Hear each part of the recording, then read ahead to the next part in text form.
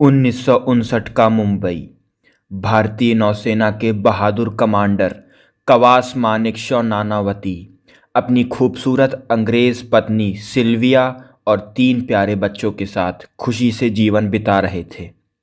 नानावती का काम उन्हें अक्सर जहाज पर महीनों दूर ले जाता था, लेकिन घर लौटते ही परिवार की खुशियां दोगुनी हो जाती थी।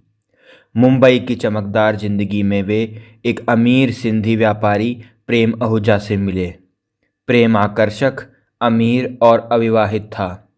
दोस्ती की आड़ में कुछ ऐसा हुआ जो नानावती के जीवन को हमेशा के लिए बदल देगा। एक दिन अप्रैल 1959 में नानावती जहाज से लौटे। सिल्विया उदास और चुप थी। तब उसके पति कमांडर नानावती ने पूछा कि तुम उदास क्यों हो? तो उसने कहा, मैंने प्रेम आहूजा से गलती कर दी। हमारे बीच नाजायज संबंध थे। नानावती का दिल वहीं पर टूट गया। वे एक सम्मानित नौसेना अधिकारी थे, देशभक्त और परिवार प्रेमी, लेकिन पत्नी का यह इकबालिया बयान उनके लिए झटका था। गुस्से और दर्द में वे बोले, क्या वह तुमसे शादी करेगा? बच्चों की जिम्मेदारी लेगा? सिल्विया ने कहा कि प्रेम शादी के लिए तैयार नहीं है। नानावती का मन उबाल मार रहा था। वे परिवार को सिनेमा छोड़कर जहाज पर गए। वहां से झूठ बोलकर रिवॉल्वर और गोलियां ली। फिर सीधे प्रेम आहूजा के फ्लैट पर पहुंचे। प्रेम बेडरूम में तौलिया लपेटे हुए लेटा था। नानावती ने पूछा, क्या तुम सिल्विया से शादी करोगे और मेरे बच्चों को अपनाओगे? प्रेम ने ठंडे लहजे में कहा, क्या मैं हर औरत से शादी करूं जिसके साथ सोया हूं? यह सुनते ही नानावती का खून खौल उठा। दोनों में तगड़ी झड़प हुई। रिवॉल्वर से 3 गोलियां चली। प्रेम आहूजा मौके पर ही ढेर हो गया। गुस्से के उस पल में नानावती ने बदला ले लिया, लेकिन वे अपराधी नहीं बनना चाहते थे।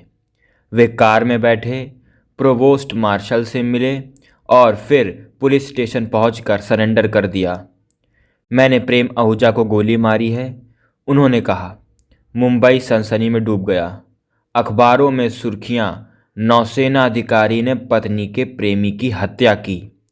केस सेशन कोर्ट में गया, जहां जूरी सिस्टम में ट्रायल हुआ। नानावती की बहादुरी, देश सेवा और ग्रेव एंड सदन प्रोवोकेशन, अचानक उत्तेजना में अपराध का दावा सबको प्रभावित कर गया। तबलीग मैगजीन ब्लिट्ज ने नानावती के पक्ष में कैंपेन चलाया। पारसी समुदाय और जनता उनके साथ थी। जूरी ने 8-1 के स्कोर से उन्हें बरी कर दिया। लगा न्याय हो गया, लेकिन सेशंस जज असंतुष्ट थे। उन्होंने केस बॉम्बे हाईकोर्ट रेफर कर दिया। हाईकोर्ट ने कहा, यह सुनियोजित हत्या थी, न कि अचानक गुस्से में।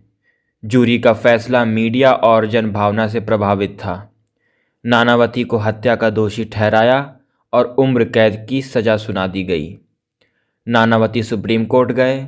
24 नवंबर 1961 को सुप्रीम कोर्ट ने हाई कोर्ट का फैसला बरकरार रखा।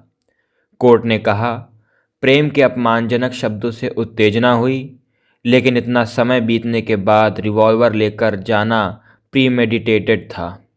यह आईपीसी की धारा 300 की अपवाद 1 में नहीं आता। नानावती दोषी थे। इस केस ने भारत में पूरे जूरी सिस्टम को ही खत्म कर दिया। मीडिया ट्रायल का पहला बड़ा उदाहरण बना। बाद में नानावती को गवर्नर विजया लक्ष्मी पंडित ने माफ़ कर दिया। वे परिवार समेत कनाडा चले गए। लेकिन यह कहानी आज भी याद आती है। प्यार की कीमत, धोखे का बदला और न्याय की लड़ाई। एक ऐसी दास्तां जो फिल्मों और किताबों में जीवित है।